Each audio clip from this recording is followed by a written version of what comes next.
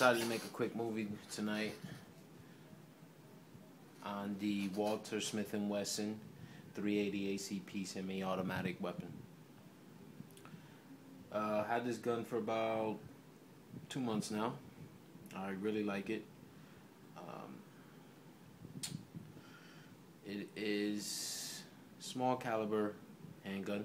I purchased it mostly for home defense, something to have in the house, something that my wife could handle if need be. Just going to go over a few items of it, give you a little quick overview of the weapon, quick information about it. I've been on YouTube a lot. They don't have too much. They have a few takedown videos, but not too much information really talking about this gun.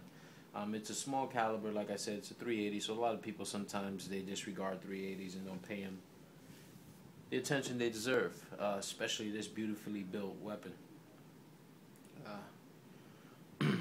This is created by Smith & Wesson here in the States under contract from Walther. As you can see, it's a very handheld, very easy to hold gun, and actually a big fan of this. Before we get started here, it's the clips, no ammunition. Do a quick safety check. It's empty. Let's go over a few features of the weapon. The safeties. This handgun has a lever safety system.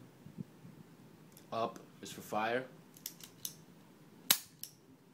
Down is for safe. Won't fire. Another safety feature of this weapon is the loaded barrel indicator. See it here, this little plunger right here. There's ammunition in the barrel. This little plunger protrudes to let you know that you have a round in the barrel. This gun is well built, it's tight. When you shake it around, the only thing without ammunition that you hear shake is that little plunger. It's only really good if you have a bullet in there. Those are the main safety features.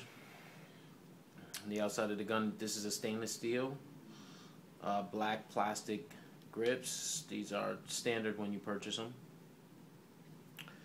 The gun is two-toned in a sense. It's polished stainless steel, and on the top here you'll see that it's like a matte finish. Here we have the ejector port. One thing you'll notice about this weapon is that the slide lock is an internal system, so it's not located on the outside. It's actually on the inside of the gun. It's good for people who want to conceal carry, so it won't get snagged on your holster, in your jeans pocket. I've kept this in my pocket. That's how small it is. If you take a pen, here's a marker, standard Sharpie marker. It's about the size of a marker. Lengthwise, if you put it in your pocket, you're gonna put it like that. So if you could fit a pen in your pocket, you can fit this gun in your pocket. This gun is a single and a double action, which is what I like from a handgun. It's one of the reasons a lot of people have revolvers as their home defense gun. It is not an ambidextrous mag release. There's only one. It's a little extended though, so it's very easy to drop the magazine. When you purchase this gun, it comes with 2 magazines. They're both 7 rounds. One comes with this extended pinky, kind of extended bottom. I like to place my pinky there when I'm holding the gun. It's good for somebody who might have big hands. You can purchase these. They're about $30. I've seen them on Midway USA. The second one you get is a flush fitting. Really good for people who want to conceal carry. Makes it easier to hold in your pocket. You don't have this big piece sticking out. This gun has a pretty good break-in period. If you're not familiar with break-in periods, usually when you purchase a new weapon, not for all weapons, but more for completely metal, stainless steel weapons, you have to go through a few, normal routines, shooting, putting rounds through it, cleaning it, and to make sure you get all the kinks out, all the bugs out. You round off any sharp edges, everything's rolling smoothly. With this weapon, for when I first purchased it. The first couple of times I went to the range, always had issues. It'd be either a jam, a misfire. A lot of times the ammunition, the round would get stuck like halfway in, and this would protrude, just come out just like that, just a little bit, where I would have to, sometimes I would have to drop the mag in order for it to cock back. After shooting about 350 rounds in that issue completely disappeared, and now any trip to the range, it's fired without any issues whatsoever, round after round. The most I've ever put through is 100 rounds in one visit to the shooting range. What else is very good about this gun is that it's very easy to take down. Unlike other guns, like I said, the slide lock is internal. In order to activate the slide lock, you have to insert an empty magazine. Cock the slide back.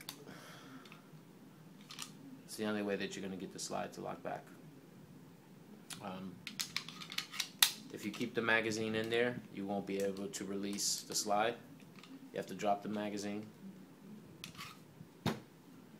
hold it, bring it back. You're going to hear that drop, then you let it go. Good to go. Now to take down this gun, it's a little different than your normal semi-automatic weapon. The trigger guard here is not part of the frame.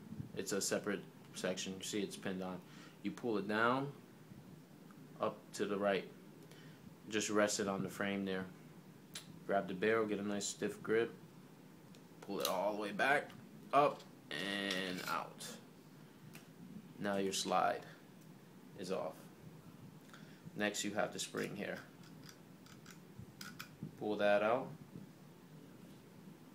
Weapon's completely field stripped, and now you can clean it. Very easy to clean. Difference with this gun and other semi-automatics is the barrel does not come out. It's screwed into the frame.